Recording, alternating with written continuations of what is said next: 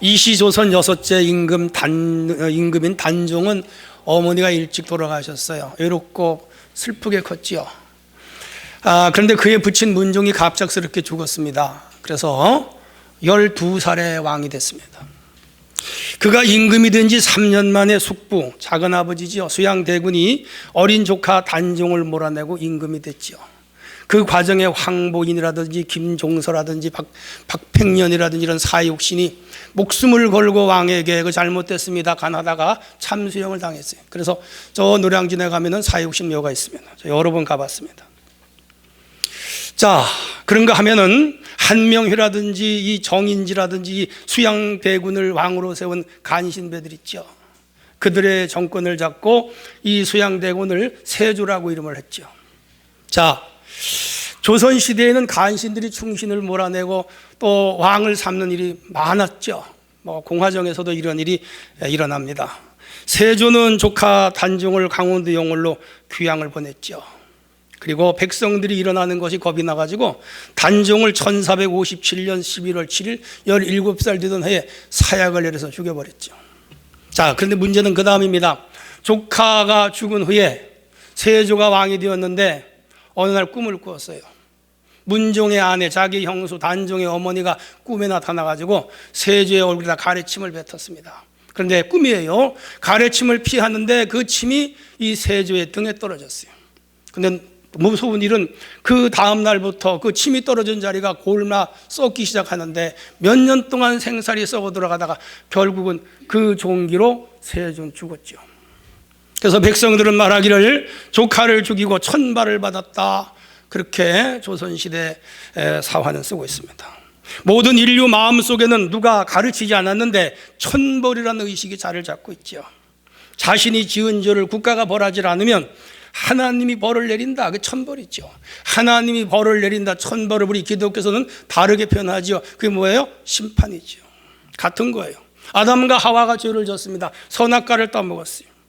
그리고 이제 동산 숲에 숨었지만은 결국은 하나님께 심판을 받는, 이 천벌을 받은 거죠. 그래서 그 아담과 하와가 선악과를 따먹고 하나님께 벌을 받기 전에 취했던 인간 양심이라는 게 있습니다. 우리 모두 다 양심을 달고 왔어요. 오늘은 이 양심적인 문제를 한번 다뤄보려고 합니다. 두 사람에게 나타난 인간의 양심, 그것이 어떤 것인가? 인간은 양심적인 존재인데 그 양심이 도대체 뭔가? 이런 것들을 오늘 한번 생각하면서 은혜 받는 시간이 되기를 바랍니다. 첫째는 수치심입니다. 3장 7절에 나와요.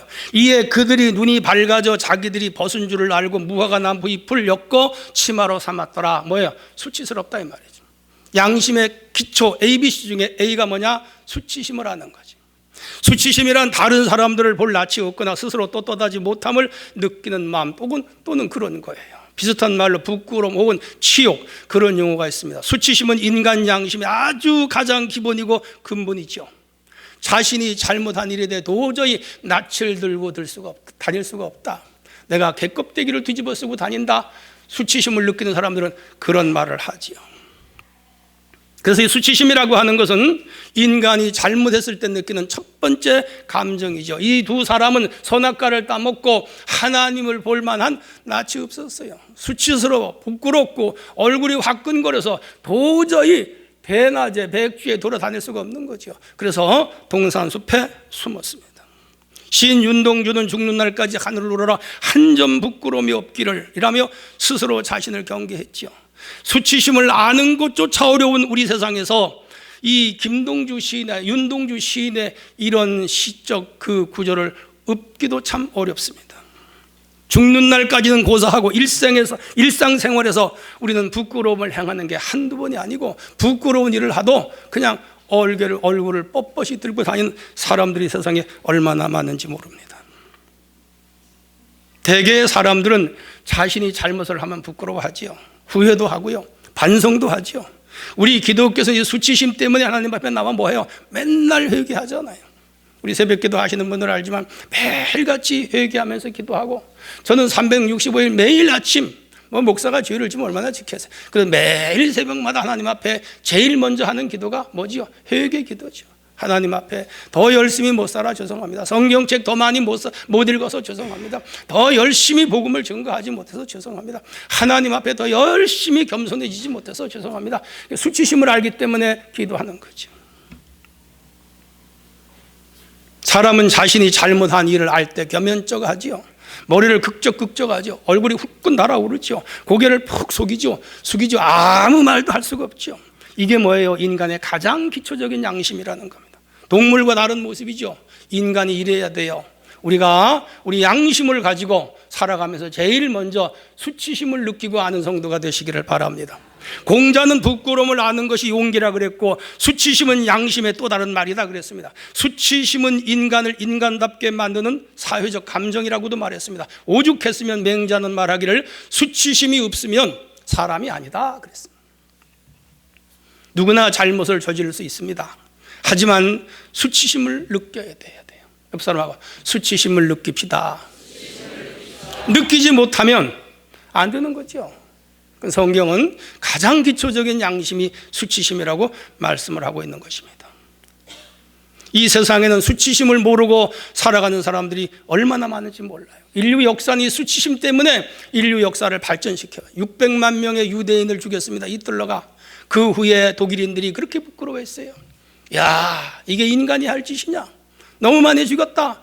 그래서 그때 나온 법이 뭐지요? 생명 존엄성에 대한 법을 인류가 만들기 시작했던 거죠.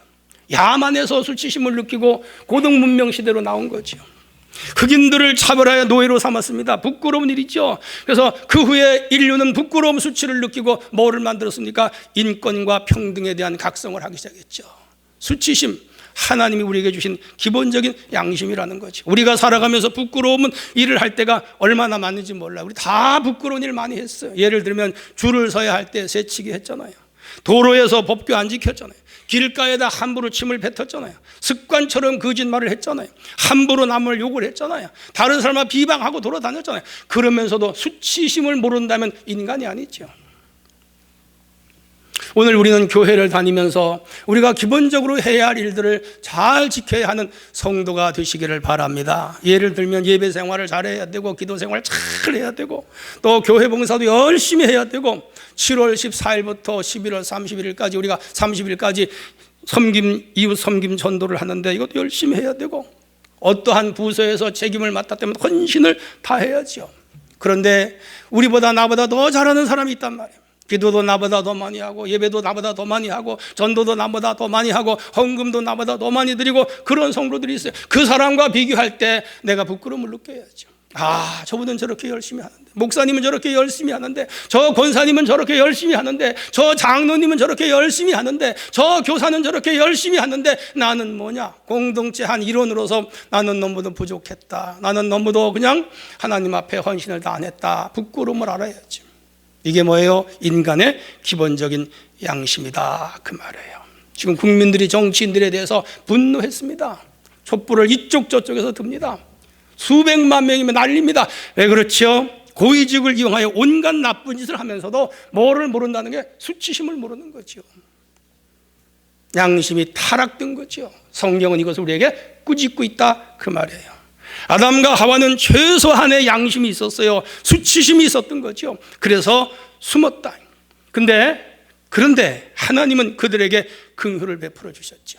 사랑하는 성도 여러분, 뻔뻔하지 말고, 부끄러움을 알고, 수치심을 알고, 그리고 매일 자신을 발견하고 자신의 부족함을 알고 주님 앞에 엎드릴 때에 주님의 은혜와 주님의 긍휼과 주님의 자비가 우리의 임함을 믿으시기를 바랍니다. 이때부터 구원의 길이 열리는 거죠.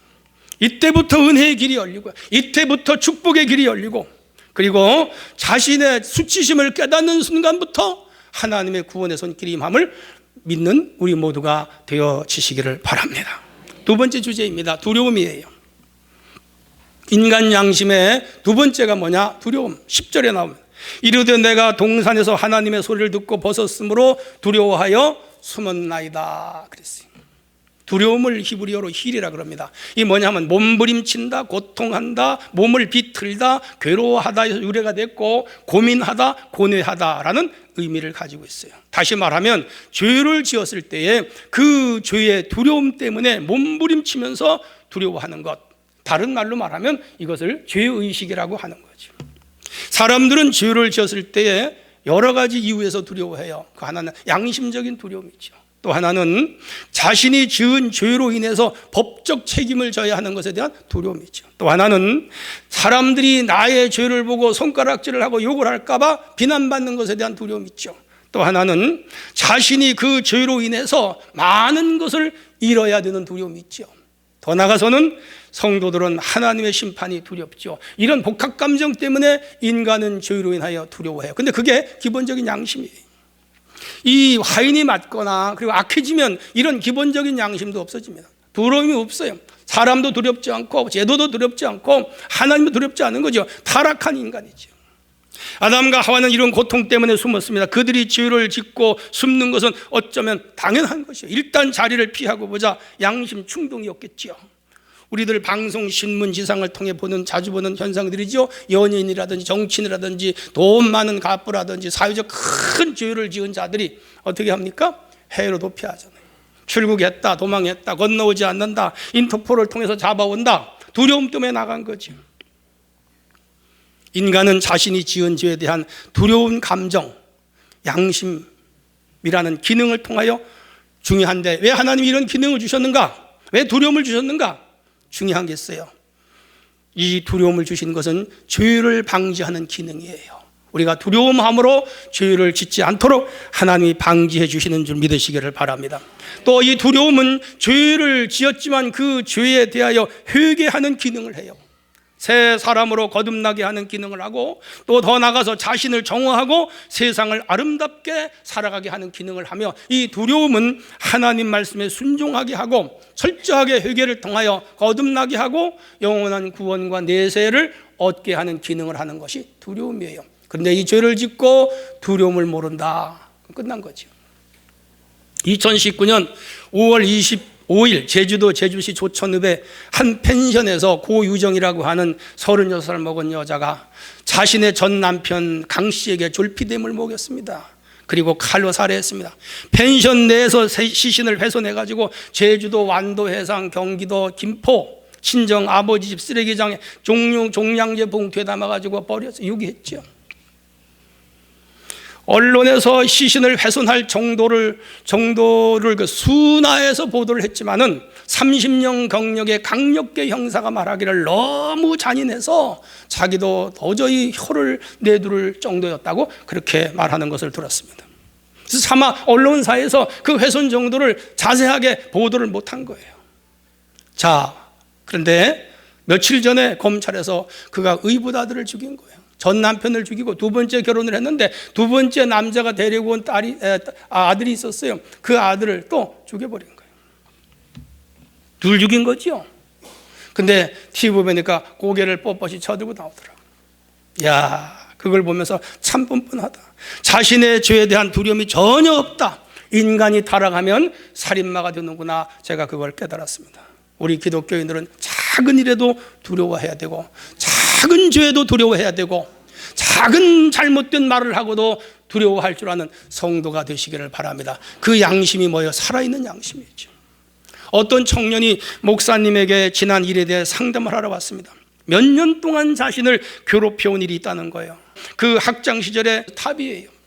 어떤 시험을 봐도 잘 봐. 그런데 한 번은 헬라어 시험을 보는데 솔직히 그 문제를 몰라.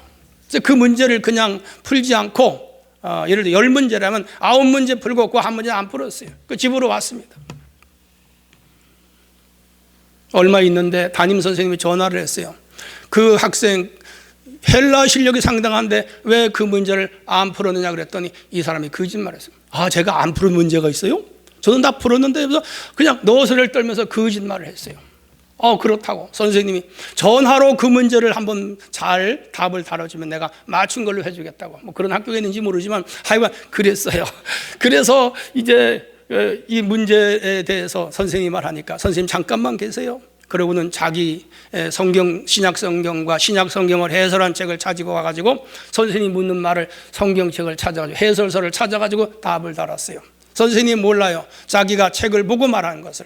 그리고는 선생님한테는 자기가 보지 않고 말한 답한 것처럼 그렇게 스치밀 된 거예요. 그런데 시간이 가고 세월이 지날수록 괴로운 거예요. 왜? 선생님께 거짓말했잖아요.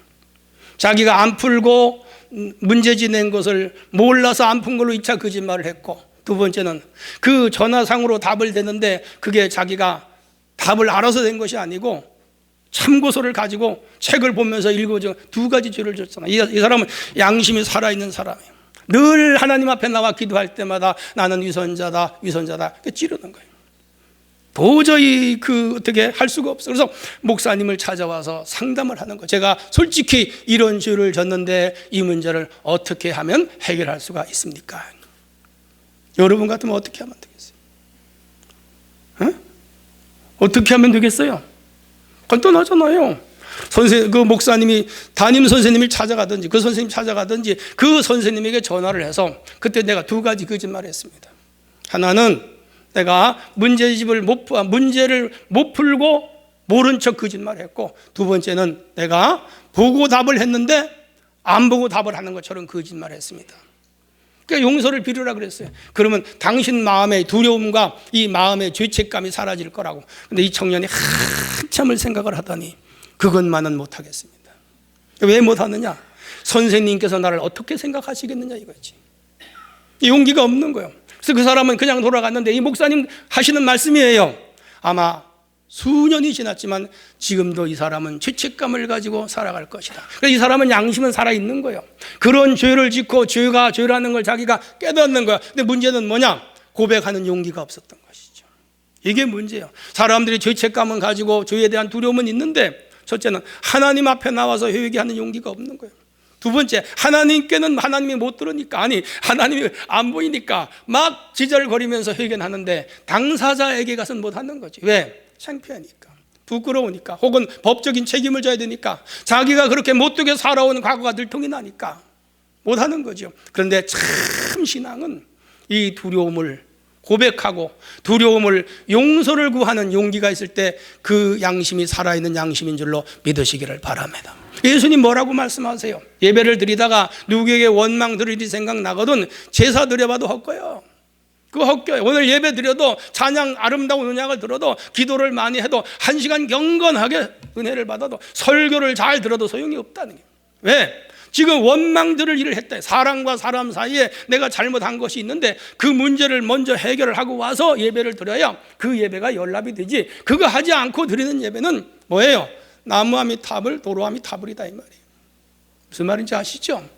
오늘 우리가 두려움을 주님 앞에 회개하고 사람한테 사과할 거 사과해서 용기 있게 고백하고 자백하여 양심의 자유, 죄책감의 자유, 하나님 앞에 영적인 자유를 누리며 살아가는 성도가 되어야 할 줄로 믿습니다.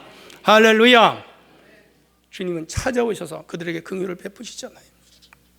그들은 자백하잖아요. 예수님을 만났을 때 우리가 선악과를 먹고 나니까 밝아져서 수치가 드러내서 부끄러워서 숨었습니다 고백하잖아요. 그러니까 주님이 그들을 용서하시고 가죽옷을 지어 입혀주시잖아요. 이게 하나님의 은혜예요. 우리가 기도할 때마다 말로만이 아니라 진심으로, 그리고 사실로, 그리고 실제로, 그리고 면대면으로 내가 용서받아야 할 사람에게는 고백함으로 그렇게 해서 해결하고 양심과 영혼이 깨끗하게 살아가는 우리 성도들이 되어지시기를 바랍니다. 마지막 세 번째 주제입니다. 10절, 하나님의 소리를 듣는 거죠. 이르시되 내가 동산에서 하나님의 소리를 듣고, 하나님의 소리는 콜이라고도 나오고 어떤 성경은 콜레카라고 나오는데 이게 뭐냐면 당신의 소리 그 말이에요. 두 사람은 동산을 거시는 하나님의 소리를 들었다 이 말이에요. 겁이 났죠. 두 사람은 아직 양심이 살아있는 거예요. 하나님의 소리를 듣고 액션 취하는 거죠. 그리고 주님 앞에 나가 자신들의 죄를 주님 앞에 고백하지요. 그러나 그렇게 못하고 만약에 이들이 자백을 못했다면 또 다른 인생 문제가 시작이 됐으리라 그렇게 생각을 합니다. 중요한 것은 물고기는 물을 떠나 살 수 없어요. 새는 9일간 먹지 않아도 산다 그래요. 개는 20일간 먹지 않아도 산다 그래요. 거북이는 500일 동안을 먹지 않아도 산다 그래요. 참 대단한 동물들인 것 같아요.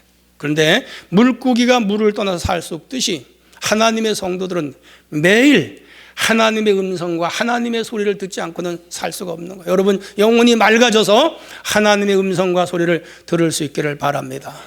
할렐루야. 기독교는 인간의 양심을 되게 세 단계로 구분을 해요. 첫째는 타락 이전의 양심, 두 번째는 타락한 후의 양심, 세 번째는 구원받은 자의 양심, 예수 보혈의 피로 거듭나서 새 사람 되어 하나님 백성 된 자의 양심, 그렇게 말합니다.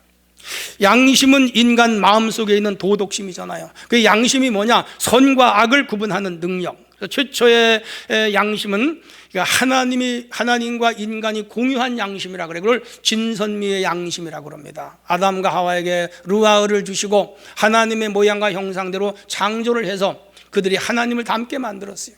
에덴 동산에서 하나님과 같이 사는데 전혀 문제가 없었습니다. 그런데 선악과를 먹고 난 이후에 그 기능을 잃어버렸다 이 말이에요. 그래서 그들은 하나님을 두려워하게 하고 하나님을 외면하게 되고 그리고 거역하게 되고 숨고 핑계대고 전가하고 자신에게 유리하게 말하는 그러한 양심으로 바뀌었다. 이걸 타락한 양심이다 그 말이에요. 자, 중요한 것은 그런데 그렇게 타락을 했는데 아직도 그들 속에는 그 양심의 일부가 남아 있어서 지금 수치심도 느끼고 두려워도 하고 하나님의 소리를 듣는 기능이 있었더라 이 말이에요.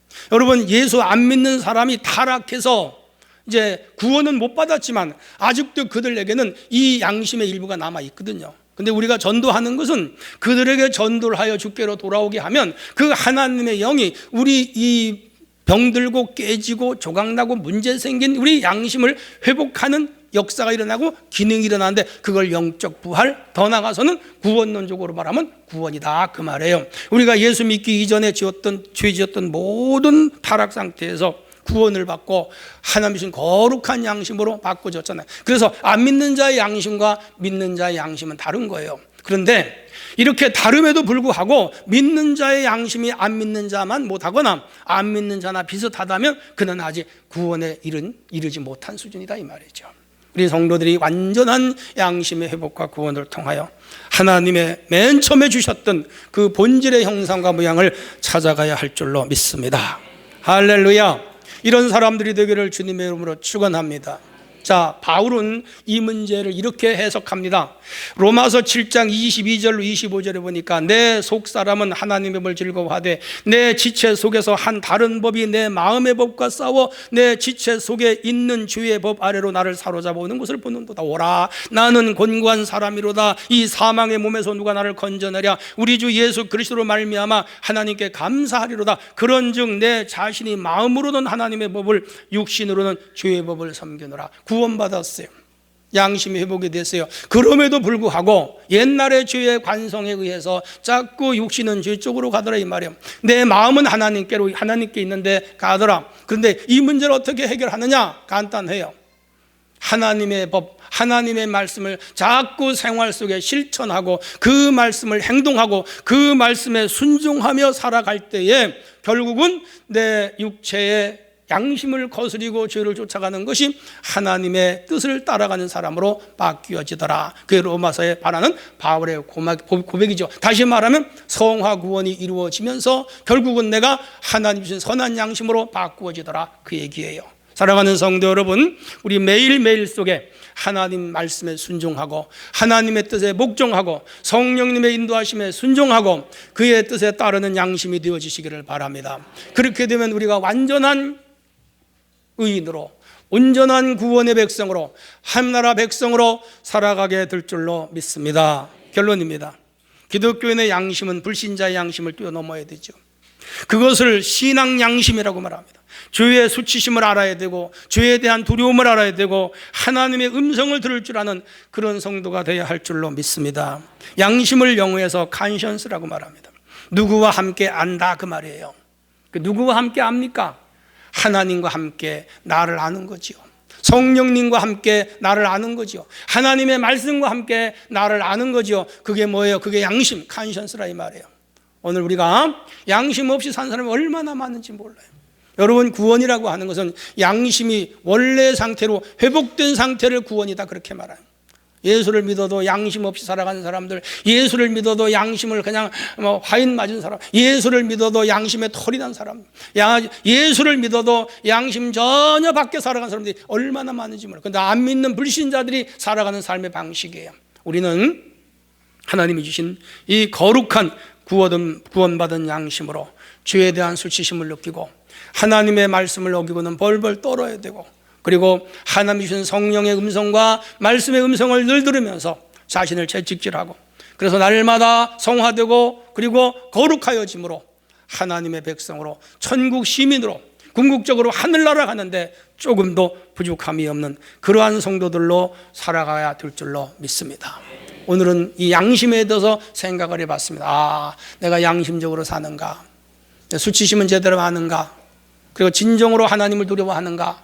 그리고 하나님의 음성을 듣고 있는가? 자신을 돌아보고 세상 사람들이 살아가는 삶의 방식은 다 버려야 되고, 오직 예수 안에 구원받은 자의 양심으로서 하나님 보시기 흡족한 그런 자리와 마음의 상태에 이르는 우리 모두가 되어지기를 축원합니다.